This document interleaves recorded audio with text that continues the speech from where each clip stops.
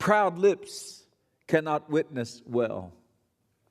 If it's all about you, you focus on yourself and who you are, then you try to win somebody to Jesus. It's kind of, there's a contradiction there.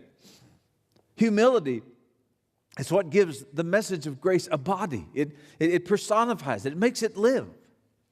When we confess that we are weak, it magnifies God's strength. When we say that we are unworthy, it magnifies His love. So it's not a matter of saying we're trash or we're nothing. That's not the point.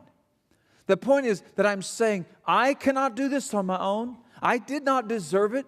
For some reason, God in His great love chose to do something in my life. And so I urge you, if you want to grow like the greatest saints of all time, and I believe you do, if you want to grow as they grew, you must pursue humility.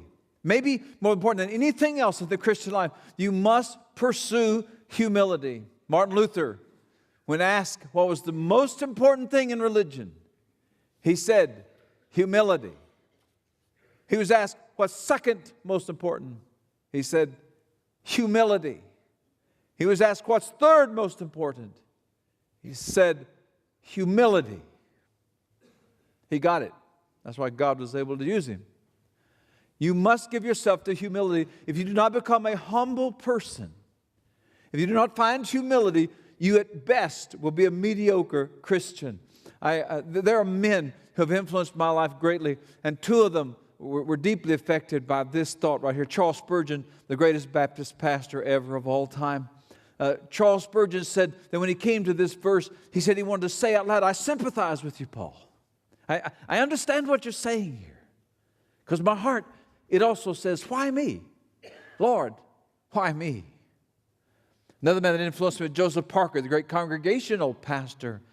And Parker was one time asked, why would Jesus pick Judas the betrayer to be one of the 12? And Parker, the famous preacher, he said, you know, that's a mystery I do not understand. But it's not as hard for me to understand that as it is for me to understand that God chose me. That's the proper position. That's what makes great Christians. That's where you must be. That's what you must become.